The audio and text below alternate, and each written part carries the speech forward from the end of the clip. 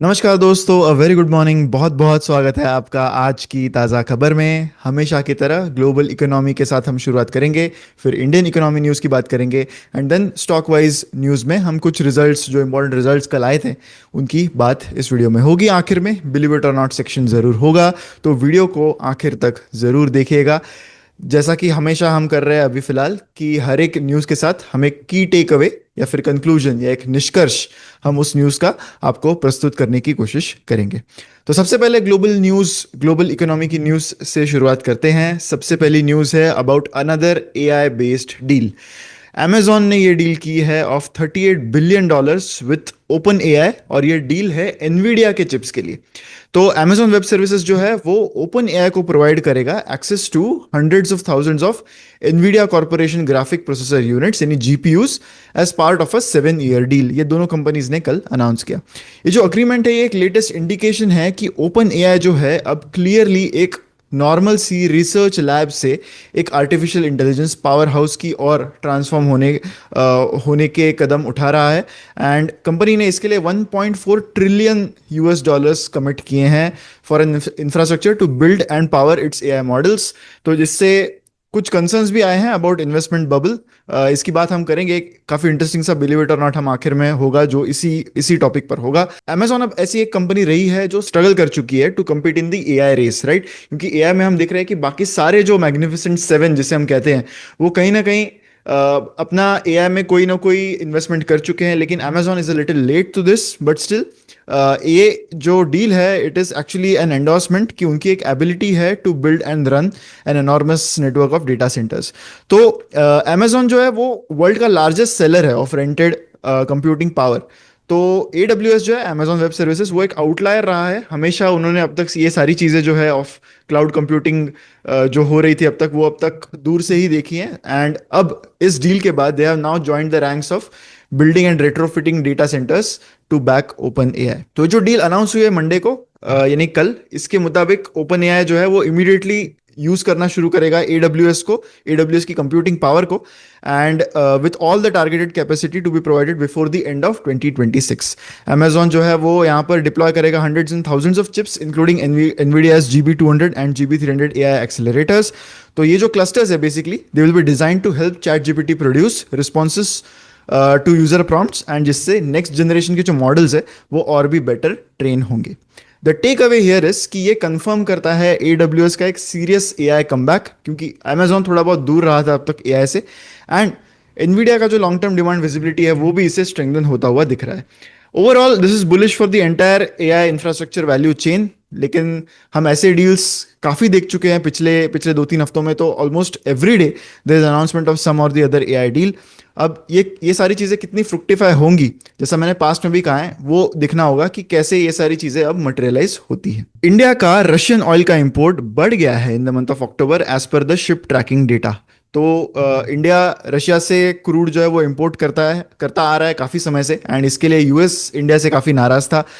तो ये जो एक्सपेक्टेड है, तो ये जो नंबर्स सामने आए हैं उसके हिसाब से इंडिया का जो क्रूड इंपोर्ट है रशिया से वो थोड़ा बहुत बढ़ चुका है in spite of pressure from Washington to cut the purchases. तो इंडिया, अगर नंबर्स की बात करें तो इंडिया का जो रशियन ऑयल इंपोर्ट्स है that was about 1.48 million barrels per day in the month of October, जबकि सितंबर में ये 1.44 मिलियन बैरल्स पर डे था। लेकिन इंडिया के जो रशियन ऑयल के शिपमेंट्स है अब एक्सपेक्टेड है कि they will start slowing down at the end of November, क्योंकि अब यूएस ने सैंक्शन किए हैं 2 major suppliers in the last month to end Moscow's war in Ukraine. तो इससे इंडिया के जो रिफाइनर्स है उनको भी एक प्रॉम्प्ट मिल चुका है कि उनको नए ऑर्डर्स जो है वो पॉज करने होंगे एंड अल्टरनेटिव्स ढूंढने होंगे in the spot market.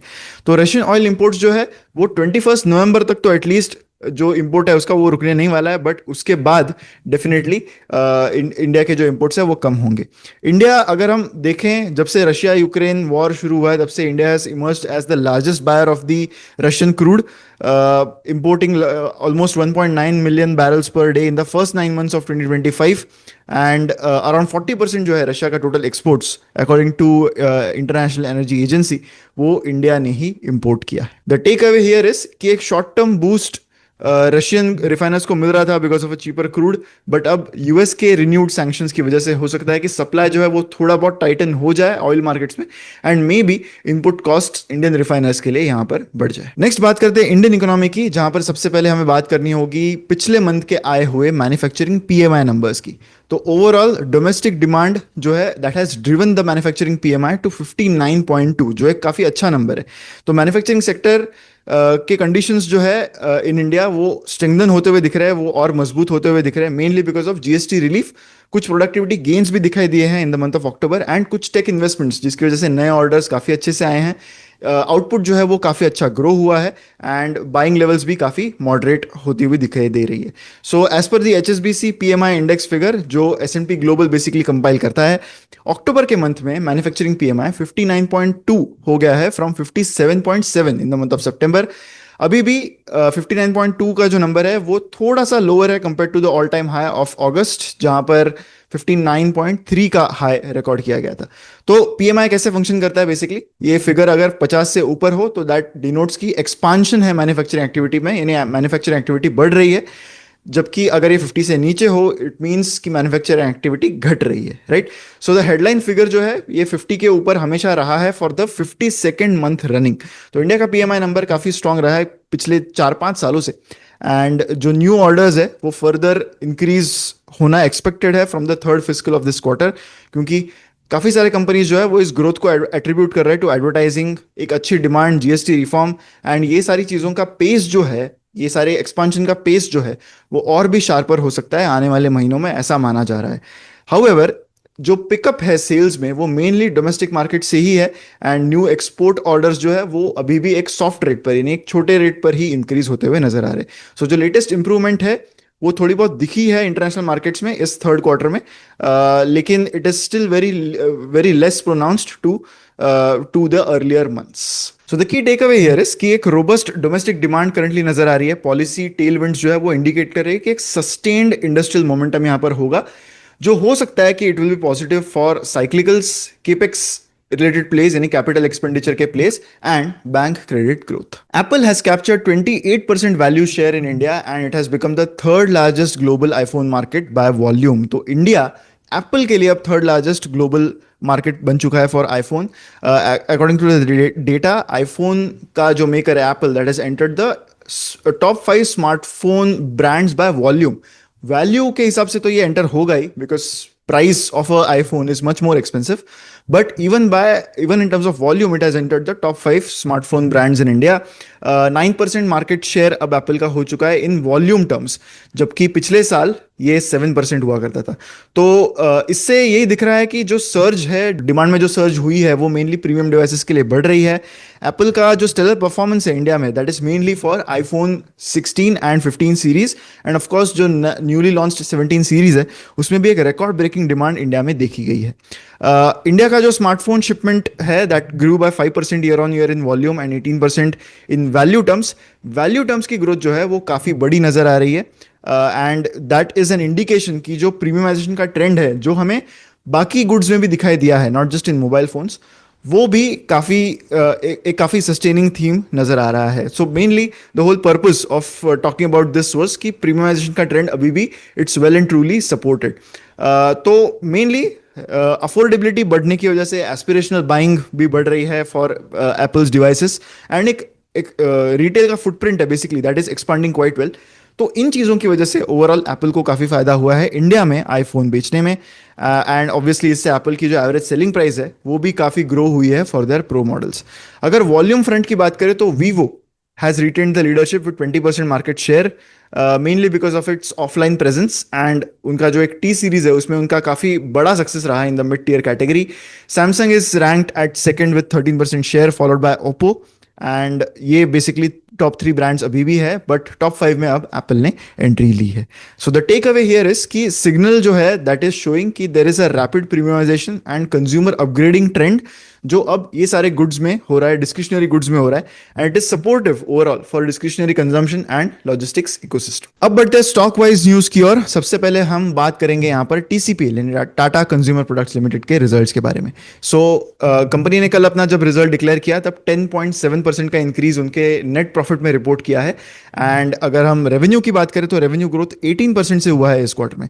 Overall टीसीपीएल का जो ब्रांडेड गुड्स का बिजनेस है, ब्रांडेड बिजनेस है, वो 17% से बढ़ा है इस क्वार्टर में। एंड मेनली इस ब्रांडेड बिजनेस में जो इंक्लूड होता है उसमें आता है टी, कॉफी, वाटर एंड बाकी वैल्यू एडेड प्रोडक्ट्स। जो उनका कोर इंडिया बिजनेस है that has recorded it's second consecutive quarter of double digit growth, क्योंकि उसके पहले डबल डिजिट ग्रोथ यहां पर दिखाई नहीं देती थी।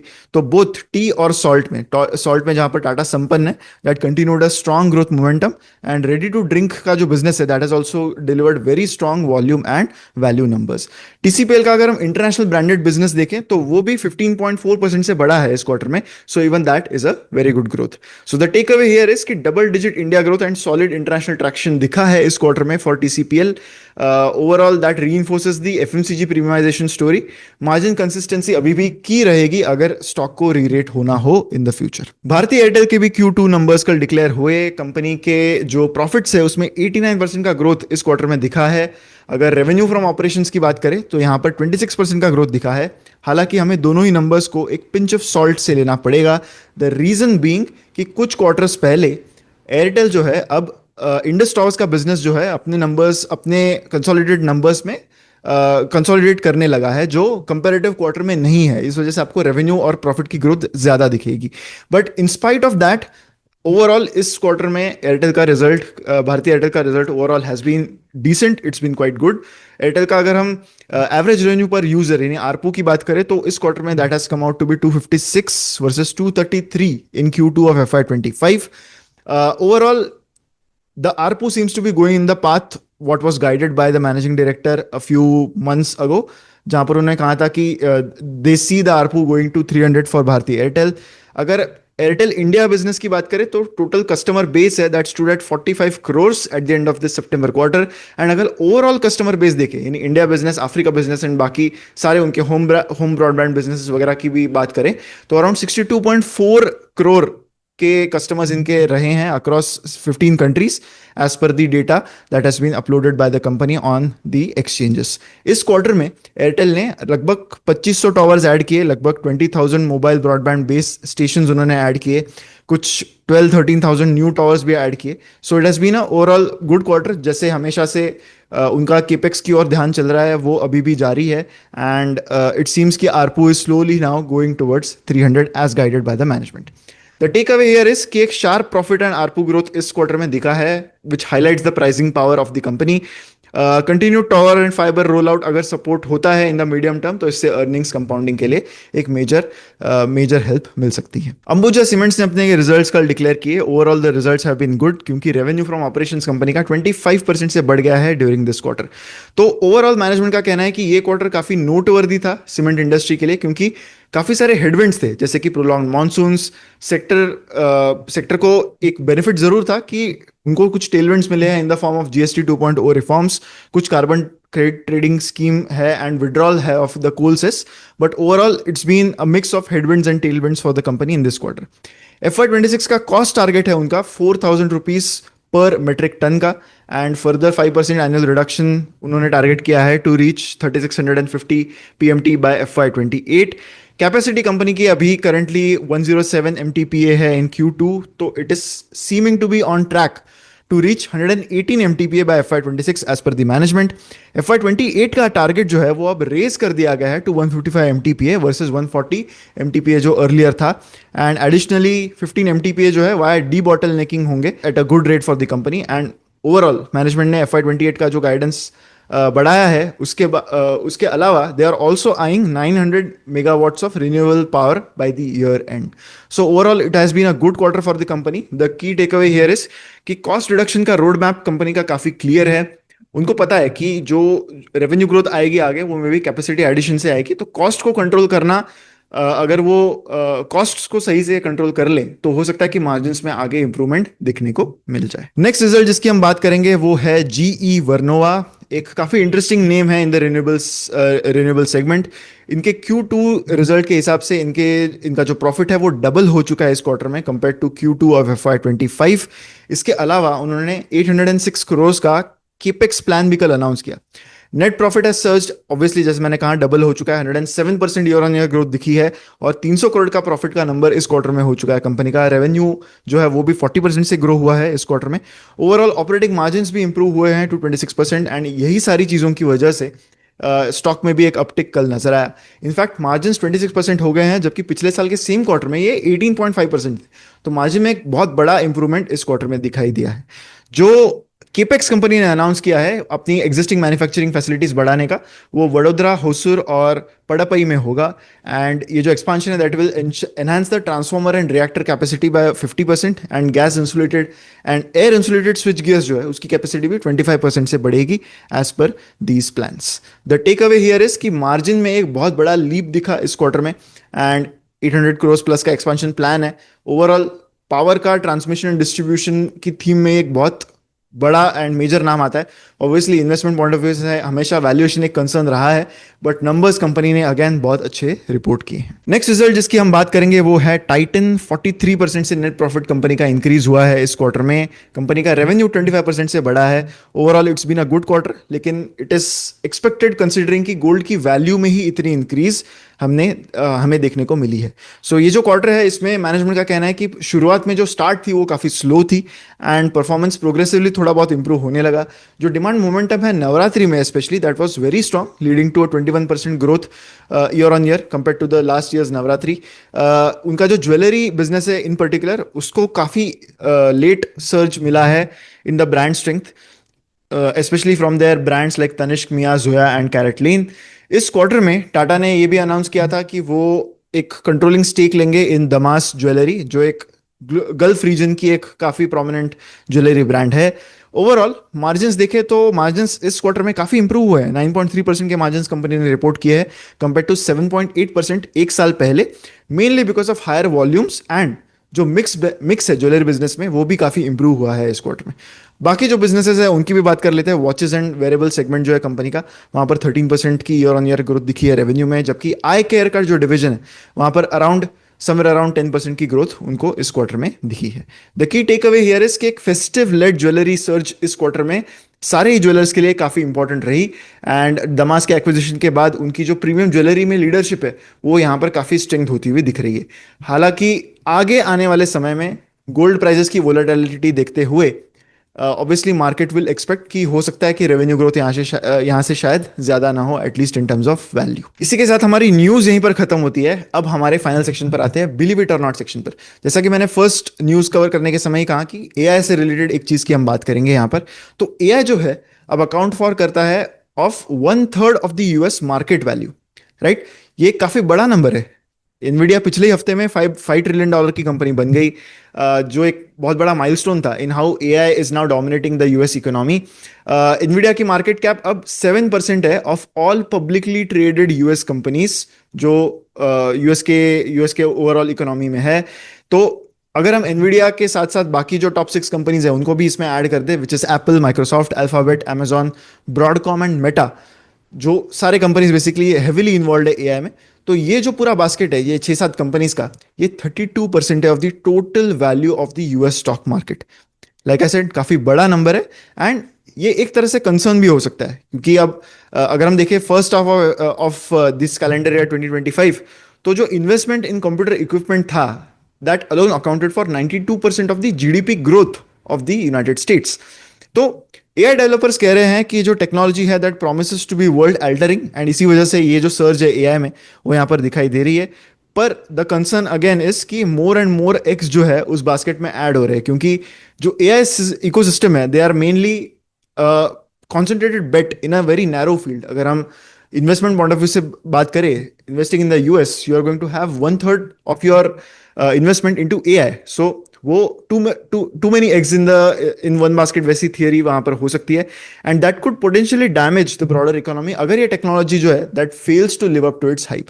सो ये तो आने वाला वक्त ही बताएगा कि कैसे ये टेक्नोलॉजी आगे लेवरेज होगी। क्या जो सारे इन्वेस्टमेंट्स बड़े बड़े इन्वेस्टमेंट्स, बिलियंस ऑफ डॉलर्स में जो इन्वेस्टमेंट्स यहाँ पर हो रहे हैं वो एक्चुअली फ्रुक्टिफाई होंगे या नहीं, वो आने वाला समय ही बताएगा।